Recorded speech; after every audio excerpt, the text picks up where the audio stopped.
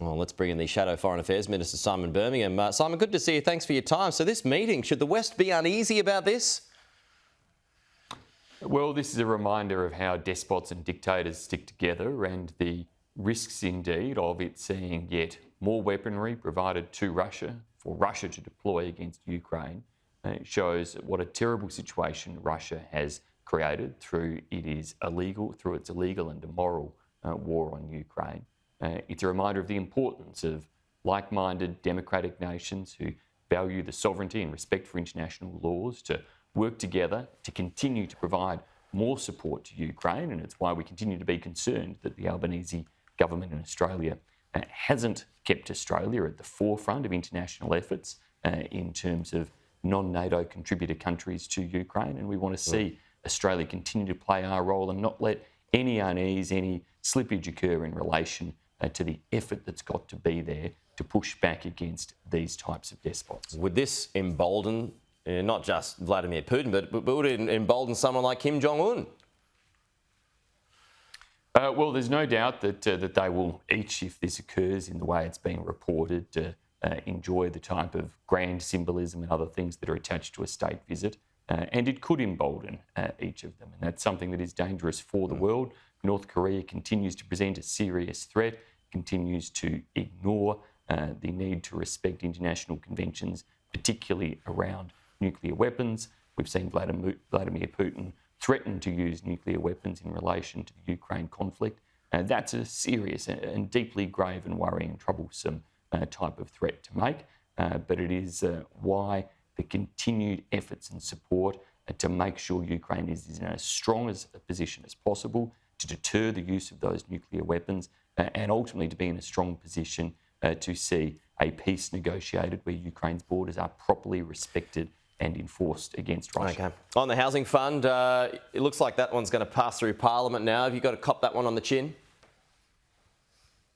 Well, we've always thought this was bad policy. It doesn't do anything to help address home ownership problems in Australia. If Labor wants to spend an extra $1 billion, $2 billion, $3 billion, it's hard to keep up with how much they give away under pressure from the Greens. Then they should do so directly through credible means, such as the successful National Housing and Investment Finance Corporation that the Coalition put in place, and not the type of convoluted money-go-round that Labor has proposed and is putting through here. Many of the Greens' concerns about how this will or won't work are actually correct. Labor's tried to make it up along the way in terms of changing its policy and throwing more cash at it. But fundamentally, this is not going to do what is necessary to address the real challenges around home ownership in Australia, and it's not going to generate the type of numbers of homes that will shift the dial in a market that is pressured as a result of population and migration growth. Sure. I mean, creating these homes, these thousands of homes, it is not going to fix the problem, but won't it at least help the problem? Again, you got to look firstly at how the money is being spent. And if the government wants to spend this money, then they should spend it up front on the books through established and credible means, not invent some sort of new, highly bureaucratic, complex process that... But using the share market's hardly new. ...as much delivered.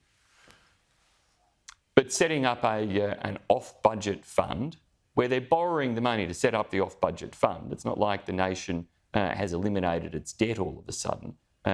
Trying to build this like the Future Fund was built by the Howard and Costello government, it's nothing like that. The Howard Costello days, the government debt was paid off and they were able to build the Future Fund out of surpluses when there was no debt.